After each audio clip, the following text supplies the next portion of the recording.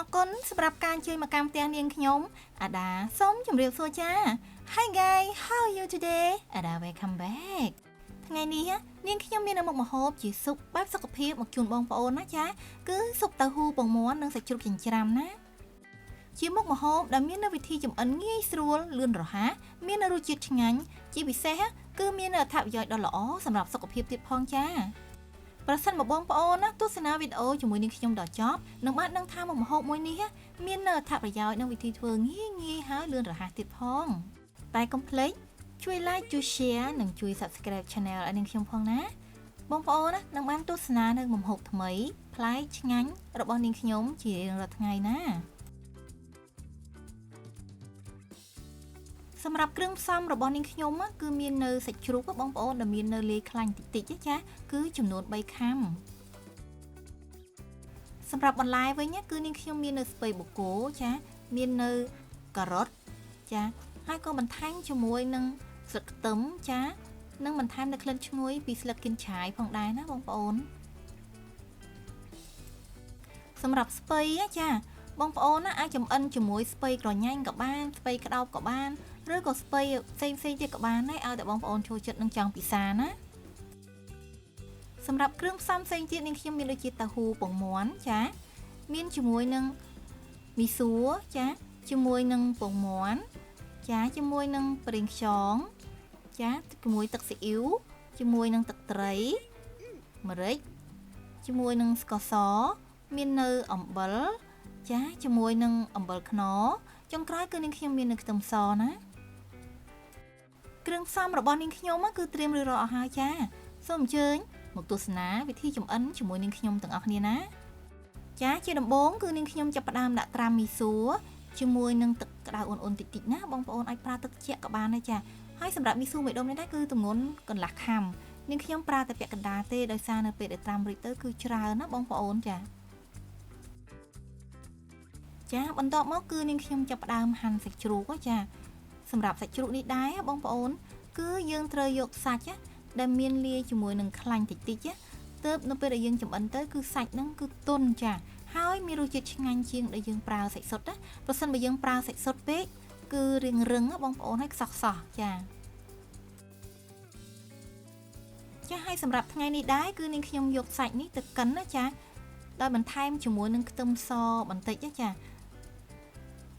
ឥឡូវនេះសាច់របស់នាងខ្ញុំគឺកិនរួចជាស្រេចហើយបងប្អូនចាសម្រាប់សាច់ប្រសិនបើយើងយកទៅកិនគឺរាងម៉ត់ជាងយើងចិញ្ច្រាំតែប្រសិនបងប្អូនចង់ចិញ្ច្រាំក៏បានដូចគ្នាចាបន្ទាប់មកគឺយើងយកសាច់ហ្នឹងមកលាយជាមួយគ្រឿងផ្សំមានដូចជាមីសួរដែលយើងបានត្រាំទឹករួចហើយហ្នឹងយើងកាត់ឲ្យរាងខ្លីៗបន្តិចមកណាចា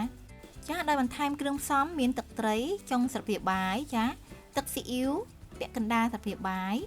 សម្រាប់ប្រេងខ្យងគឺពាក់កណ្ដាលស្លាបព្រាបាយបន្ថែមជាមួយនឹងអំបិលខ្នុរចុងស្លាបព្រាបាយ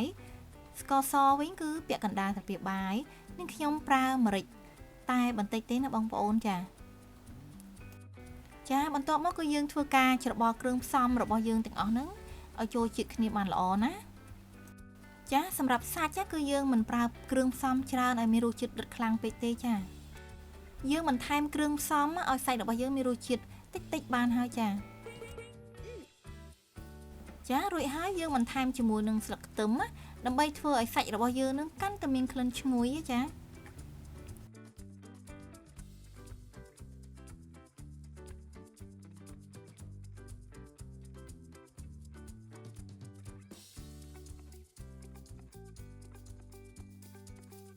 បន្ទាប់មកគឺយើងយកសាច់ទៅមូលជាដុំបងប្អូនអាចមូលតូចឬក៏ធំតាមចំណង់ចំណូលចិត្តណា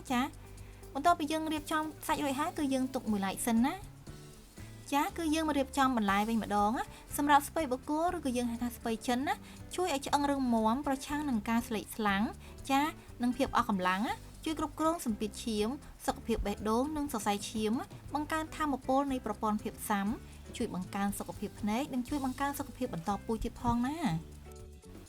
នៅពេលដែលយើងទទួលទានការ៉ុតជាប្រចាំថ្ងៃយើងនឹងទទួលបាននៅអត្ថប្រយោជន៍យ៉ាងច្រើនដូចជាពង្រឹងនៅសុខភាពភ្នែកពង្រឹងនៅសុខភាពស្បែក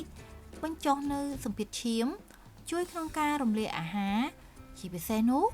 គឺជួយក្នុងការសម្រកទម្ងន់តែម្ដងណាបងប្អូនពិសេសមែនតើណា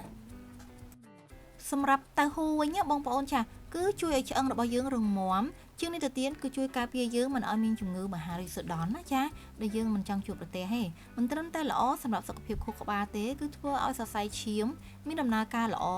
ដោយសារតែមានជាតិស្តេចលឿងនៅក្នុងនោះបងប្អូនសារធាតុចិញ្ចឹមដែលមាននៅក្នុងតៅហ៊ូគឺស្រដៀងនឹងទឹកដោះគោដូចនេះហើយយើងអាចបរិភោគជំនួសទឹកដោះគោបានចានោះប្រព័ន្ធការពាររាងកាយនឹងកាន់តែរឹងមាំហើយគ្មានជំងឺផ្សេងៗទៀតផងចា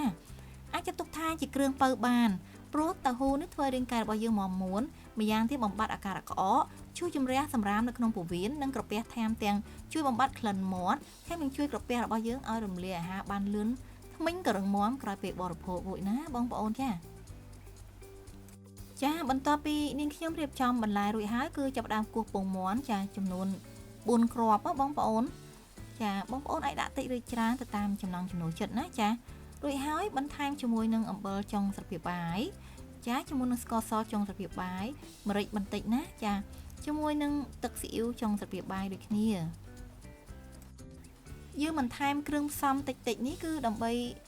ឲ្យពងមាន់របស់យើងនឹងកាន់តែមានរសជាតិឆ្ងាញ់ណាច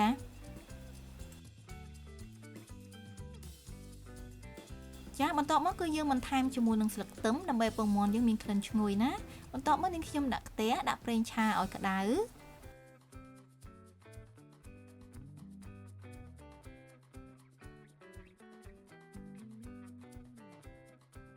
ដោយដាក់ខ្ទឹមសចូលឆាឲ្យឈ្ងុយបងប្អូន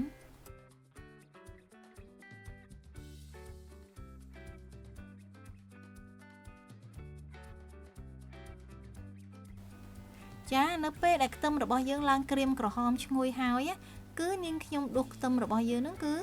ទុកមួយឡែកសិនណាចាបន្ទាប់មកគឺនាងខ្ញុំដាក់ពងមាន់នឹងចូលជៀននៅក្នុងខ្ទះដែលមានប្រេងឆាជាមួយនឹងខ្ទឹមលីងខ្លះៗណាបងប្អូនធ្វើឲ្យពងមាន់របស់យើងកាន់តែមានក្លិនឈ្ងុយពីខ្ទឹមលីងទៀតផង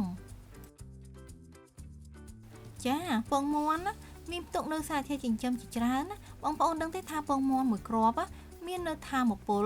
កាឡូរីប្រូតេអ៊ីនជាតិខ្លាញ់កាល់ស្យូមផូស្វ័រកូលេស្តេរ៉ុលនិងមាននៅវីតាមីន A វីតាមីន B វីតាមីន C មាននៅជាតិដែកបេតាការ៉ូទីននិងមាននៅសារធាតុជាច្រើនទៀតផងណា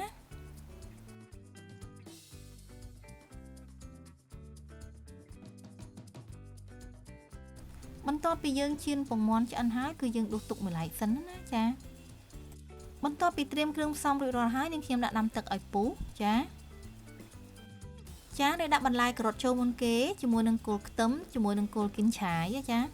ដោយសារតែបន្លែការ៉ុតគឺរឹងជាងគេដូច្នេះហើយយើងដាក់មុនគេដើម្បីឲ្យទន់បន្តិចដោយបន្ថែមគ្រឿងផ្សំមានទឹកត្រី1ស្លាបព្រាបាយជាមួយនឹងទឹកស៊ីអ៊ីវ1ស្លាបព្រាបាយសម្រាប់អំបិលគឺនាងខ្ញុំដាក់តែចុងស្លាបព្រាបាយទេព្រោះនៅក្នុងសាច់គឺយើងបានដាក់គ្រឿងផ្សំខ្លះហើយអំបិលខ្នុរកន្លះស្លាបព្រាបាយស្ករសកន្លះស្លាបព្រាបាយសម្រាប់ម្រេចគឺនាងខ្ញុំដាក់តែបន្តិចទេដោយសារតែខ្លាចកូនហឹលបងប្អូនអាចដាក់ម្រេចច្រើនជាងនេះណារួចហើយគឺយើងចាប់ផ្ដើមដួសពពុះនេះចេញដើម្បីទឹកស៊ុបរបស់យើងនឹងថ្លាល្អបន្ទាប់ពីការ៉ុតទន់បន្តិចហើយគឺយើងបង់ស្ពៃបូកគោចូលរួចហើយគឺយើងទុកឲ្យទឹកសម្លរបស់យើងនឹងគឺពុះបន្តិចសិនណា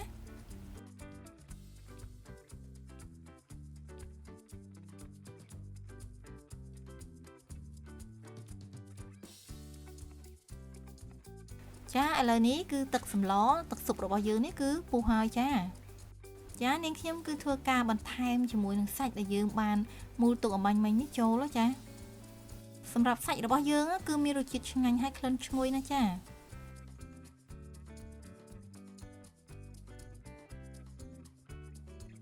ចំពោះបងប្អូនដែលមិនពិសាសាច់ជ្រូកយើងអាចចម្អិនជាមួយនឹងសាច់ទ្រូងមាន់ក៏ឆ្ងាញ់ដូចគ្នាដែរណា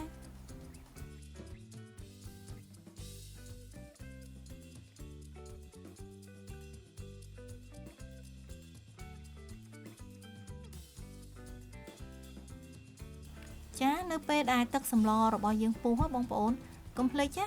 គឺដួសពពុះសនេះចេញដើម្បីឲ្យទឹកសម្លរបស់យើងនឹងគឺថ្លាល្អគឺយើងរំងាស់ឲ្យបន្លែនិងសាច់របស់យើងនឹងឆ្អិនបន្តិចសិនណា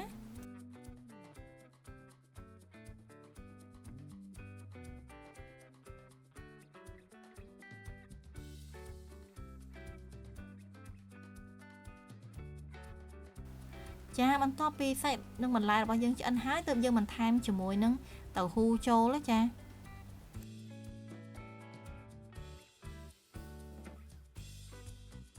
បន្ទាប់មកគឺយើងដាក់ពងមាន់ចៀនរបស់យើងនេះចូលដែរចា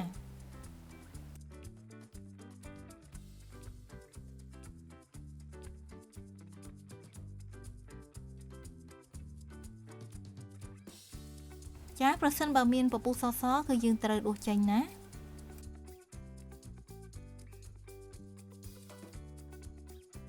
ឥឡូវសម្លរបស់នាងខ្ញុំគឺឆ្អិនហើយនាងខ្ញុំបន្ថែមជាមួយនឹងខ្ទឹមលីងដែលយើងបានទុកអំបាញ់មិញនេះចា